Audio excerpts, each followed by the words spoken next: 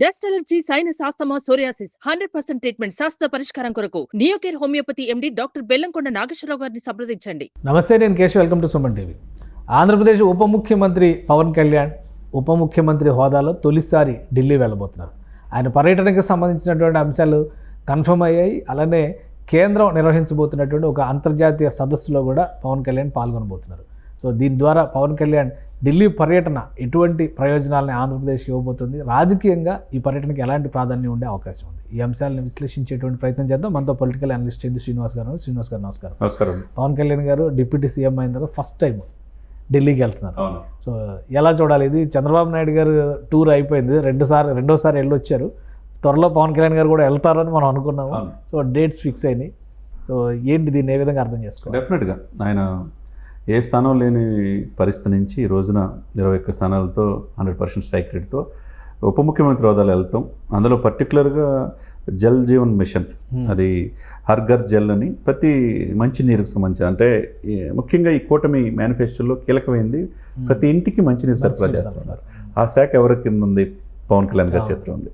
Rural drinking water supply, rural drinking water supply, rural development, panchayat అన్నీ ఉన్నాయి కాబట్టి అదే కీలకమైన శాఖలు తీసుకున్నారు, ఈయన దగ్గర ఉన్నాయి కాబట్టి ఆ శాఖల మంత్రిగా ఆయన వెళ్ళటం అనేది అందరూ ఎంతో కాలం ఆయన అభిమానులు కావచ్చు, ఆంధ్రప్రదేశ్లో చాలామంది ఎదురు చూస్తున్నారు. ఎందుకంటే ఇప్పటివరకు ఎక్కడ ఎమ్మెల్యే కానీ ఆ వ్యక్తి, అంతకుముందు పార్లమెంటు సభల్లో కూడా మనం చూసాం, మోదీ గారు కూడా ఈయన పవన్ గారు తుఫాన్ అని సంబోధించటం.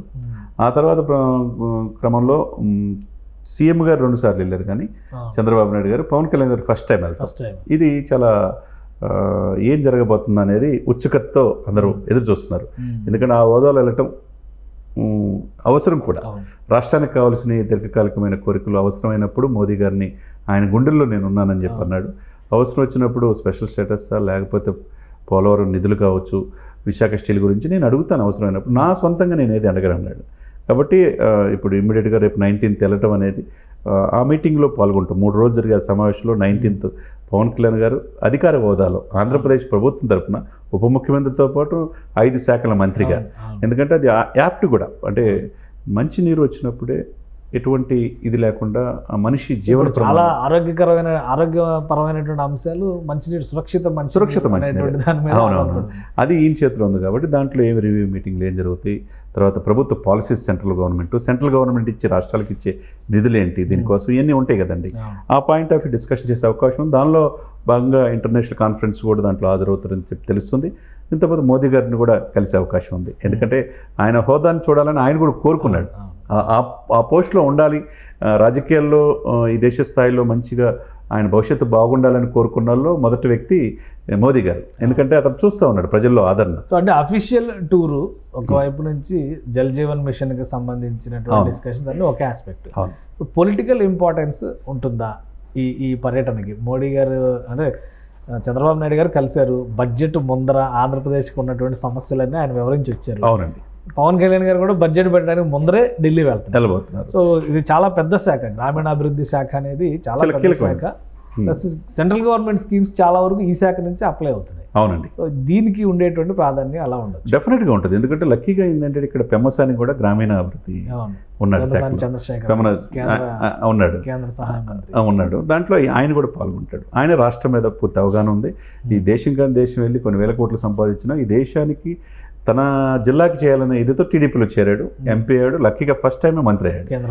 ఆయన ఉండటం, ఇంకా పవన్ కళ్యాణ్ గారు కూడా ఇక్కడ ఈ శాఖ తీసుకోవటం, ఇంకా మ్యూచువల్ అండర్స్టాండింగ్తో డెఫినెట్గా కేంద్రం నుంచి రాష్ట్రాలకు కావాల్సిన నిధులు కావచ్చు, ఈ వాటర్ సప్లై, ఈ డ్రింకింగ్ అనేది చాలా కీలకం కాబట్టి, ఈ కీలకమైన శాఖ కాబట్టి డెఫినెట్గా పవన్ కళ్యాణ్ గారు రాష్ట్ర ప్రభుత్వం తరఫున అధికారుల నుంచి సమగ్ర సమాచారం తెప్పించుకొని రాష్ట్రానికి ఏం కావాలి, గత 5 సంవత్సరాల్లో కేంద్ర ప్రభుత్వం ఇచ్చే నిధులు ఎలా దారి మళ్ళీ, పంచాయతీరాజులు మళ్ళీ, రూరల్ వాటర్ దాంట్లో పడి, తర్వాత స్వచ్ఛ భారత్ దాంట్లో కూడా కార్పొరేషన్లో నిధులు మళ్ళీ, అది ఏ విధంగా ఇదైనా ఇప్పుడు ఏం కావాలి, ఈ 5 సంవత్సరాల్లో మరింత సుపరిపాలన ప్రజలకు అందించాలంటే బీజేపీ కూటమిలో ఉంది, టీడీపీ ఉంది, జనసేన ఉంది. కాబట్టి బీజేపీ కూడా సెంట్రల్ బాధ్యత ఉంటుంది, ఈ రాష్ట్రానికి సేవ చేయాలి, రాష్ట్రానికి చేయాలి, నిధులు కేటాయించాలి.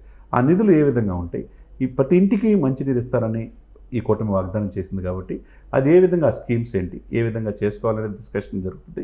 అదేవిధంగా మంత్రి సిఆర్ పాటిల్తో సమావేశం, తర్వాత మిగతా అమిత్ షా గారితో సమావేశం ఉంటుంది, మిగతా శాఖల సమావేశం జరగటం, నిన్న చంద్రబాబు నాయుడు గారు వెళ్ళటం, రేపు 2 రోజుల్లో పవన్ కళ్యాణ్ గారు వెళ్ళటం, ఈ రెండు కలిసి వచ్చే అవకాశం ఉన్నది మ్యూచువల్గా. ఎందుకంటే వీళ్ళిద్దరు కోరిక ఏంటి? రాష్ట్రం అభివృద్ధి చెందటమే, రాష్ట్రం కావాల్సిన కేంద్రం నుంచి నిధులు తీసుకురావటమే.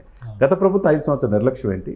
ఇప్పుడు ఇస్తే ఏ విధంగా ఆంధ్రప్రదేశ్ అభివృద్ధి అవుతుంది అనేది వీళ్ళు ప్రజెంటేషన్ ఇస్తారు. అక్కడ ఎదురుగా మోదీ గారు ఆశీస్సులు ఉన్నాయి కాబట్టి ఆ శాఖ మంత్రిగా పవన్ కళ్యాణ్ గారు రేపు పొలిటికల్ ఆస్పెక్ట్ లో ఎలా ఉండొచ్చు? డెఫినెట్గా రాజకీయాల్లో కూడా, ఎందుకంటే రాజకీయాలు ఈరోజు కూటమి కలవటానికి పవన్ కళ్యాణ్ గారు కీ రోల్. జనసేన ఎన్డీఏలో కలపటానికి టీడీపీని పవన్ కళ్యాణ్ గారు ఎన్ని ఇబ్బందులు పడ్డాడో మనకు తెలిసిన అంశమే. అదే సమయంలో ఇది సభ్యత్వ నమోదు ఒకవైపు 18వ తారీఖు నుంచి 28వ తారీఖు జరగబోతుంది ఉభయ రాష్ట్రాల్లో, తెలంగాణలో కూడా జరగబోతుంది. కాబట్టి ఈ 2 రాష్ట్రాల్లో పార్టీని గ్రామ స్థాయిలో తీసుకెళ్ళడానికి ఆ టీం పనిచేస్తూ ఉంటుంది. వాళ్ళ కన్సల్ట్ ఎమ్మెల్యేలు, మంత్రులు పనిచేస్తుంటారు. ఈయన యాజ్ అ మంత్రిగా, యాజ్ అ డిప్యూటీ సీఎం హోదాగా ఈయన ఒకవైపు రాష్ట్ర ప్రభుత్వ అధికార హోదాలో వెళ్ళటమే కాకుండా తన పార్టీ ఎదుగుదల కోసం కూడా చూసుకుంటాడు.